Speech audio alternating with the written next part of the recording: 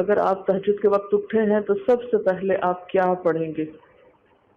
حضرت عائشہ رضی اللہ تعالی عنہا فرماتی ہیں کہ رسول اللہ صلی اللہ علیہ وسلم جب رات کو تہجد کے لیے اٹھتے تو یہ پڑھتے: 10 بار اللہ اکبر، 10 بار الحمدللہ، 10 بار سبحان اللہ و بحمدہ، 10 بار سبحان الملک القدوس، 10 بار استغفر اللہ، 10 بار لا الہ الا اللہ، اور پھر 10 بار اللہم اعوذ بک من ضیق الدنیا و ضیق یوم القیامہ، میں تیری پناہ میں آتا ہوں دنیا کی تنگی سے اور قیامت کے دن کی تنگی سے۔ اللہم اعوذ بک من ضیق، ضاد یہ قاف، من ضیق الدنیا و ضیق یوم القیامہ، یہ بھی 10 بار۔ اور پھر فرماتے اللہم اغفر لی واہدنی وارزقنی وعافنی، پھر وضو کرتے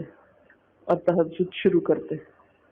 یعنی یہ بھی وضو سے پہلے آپ پڑھ لیتے تھے۔ تو آپ کیا کر سکتے ہیں، جیسے آنکھ کھلی یا بستر پر لیٹے ہیں تو بعض اوقات ایسا ہوتا ہے نا کہ انسان سوچتا ہے اچھا ایک سائڈ پہ سو کے اتنے تھکے ہوئے ہوتے ہیں کہ آپ ایک دم نہیں اٹھ پاتے۔ حالانکہ آپ صلی اللہ علیہ وسلم کے نیند سے بیدار ہونے کا طریقہ کیا تھا کہ جب آپ اٹھتے تھے تو یکدم اٹھتے تھے، سستی کے مارے نہیں، کبھی ایک طرف لیٹ گئے پھر دوسری طرف سو گئے پھر دائیں طرف پھر بائیں طرف نہیں، جب جاگنے کا وقت ہوتا تھا تو آپ فوراً اٹھ جاتے تھے۔ لیکن بسا اوقات ایسا ہوتا ہے کہ انسان تھکا ہوا ہوتا ہے، سائڈ بدل کے دوسری طرف کو ذرا لیٹتا ہے، تو یہ لیٹے لیٹے بھی آپ اذکار پڑھ سکتے ہیں، ٹھیک ہے؟ اور یہ سب آپ کو آتے ہی ہوں گے سوائے